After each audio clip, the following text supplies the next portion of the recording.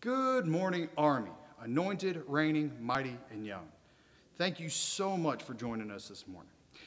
Today, we're going to talk about the M in Army. M stands for mighty. The definition of mighty is something possessing great and impressive power or strength, especially when you are considering size.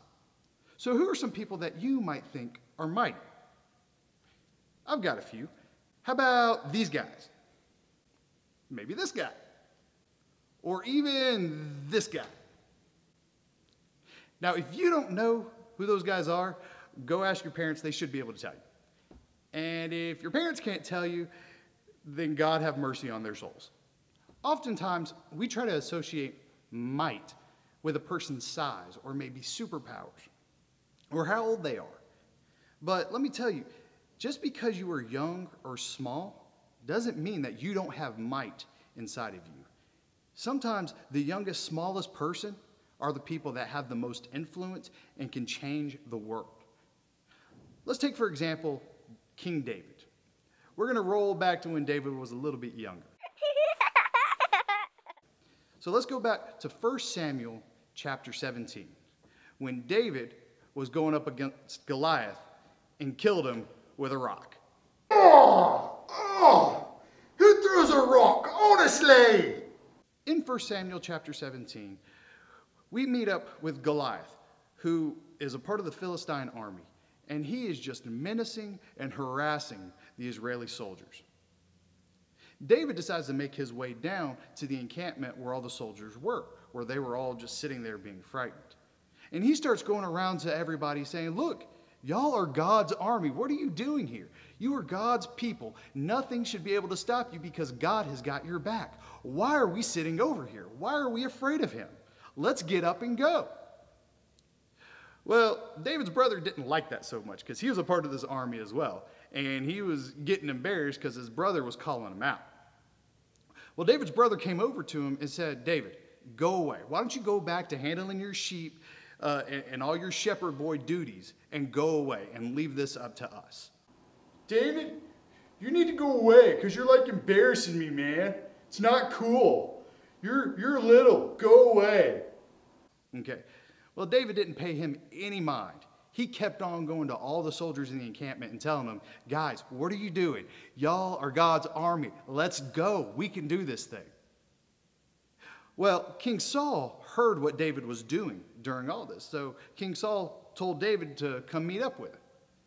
So David met up with King Saul and began to tell King Saul, "Look, there's nothing for us to worry about. We have got the backing of God. So nothing can stop us because God is on our side. So we need to stop sitting here and we need to go get him. And if nothing else, if you don't believe me, why don't you let me, David, go get him?" Well, King Saul, he had a smirk on his face and said, "All right, David, let's make it happen." So then something interesting happens. King Saul then takes off all his military equipment that he has and starts putting it on David. Puts on his tunic and tries to give him his shield and everything else to put on to go out to battle. But David put it on and said, "King Saul, this stuff isn't going to work. This doesn't fit me. It's way too big." Okay. King Saul, it's a little too much. Gonna take it off now? Why don't you let me take care of it? Why don't you let me handle this giant my way? King Saul said, "Okay, go for it." So then David went down and he went by the creek and started picking up some rocks that he thought would be good because he had determined that he was going to use a rock, put it in a slingshot. He was going to put down all the other traditional ways of handling giants, and he was going to take them down with a single rock. So then he goes to the battlefield where he faces Goliath, and Goliath sees this small, puny man. Goliath thought that the Israel army was playing a joke on him, and he starts making fun of David and his gods, and what were you going to do? Which was an absolute mistake. Because then the next thing that David did was he put that rock in his slingshot and flung it and beamed him right in the forehead and killed him in one shot. It was not the traditional way of taking out an army. But even though David was young, He was mighty in his faith, and because he was mighty in his faith to God, God powered that stone and helped him to take down that giant. And then, because of those actions, because of the faith that David had, he was able to change history. He was able to stop a major battle. He was able to save hundreds of lives. And he was able to change the history for Israel from that point moving forward. Here's the moral of the story. Even though his brother was looking at David and was saying, "You need to go away. You're too young for this. Get out of here." Even though King Saul was trying to show him the traditional ways of doing things, David decided that he was not going to take the mentality of the young elephant that was tied up by the ropes.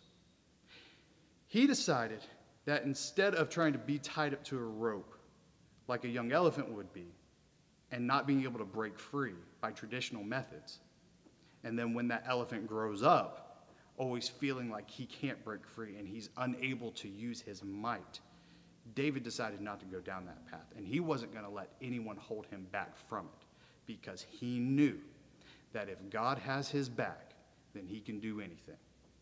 And that's exactly what he did. So I say to you, don't be like the young elephant that gets tied up and taught that they are confined to this certain space and that they are never able to get their full might. What I want you to do is to understand, when you have the backing of God, no matter how young you are, you can do anything. And I would further say, you are the church. You are the ones that are going to take over this thing. So don't let anyone hold you back from doing what you know God has called you to do. It may not be the traditional way, but you need to do what God has called you to do. Thank you guys so much for joining me. Y'all have a great morning.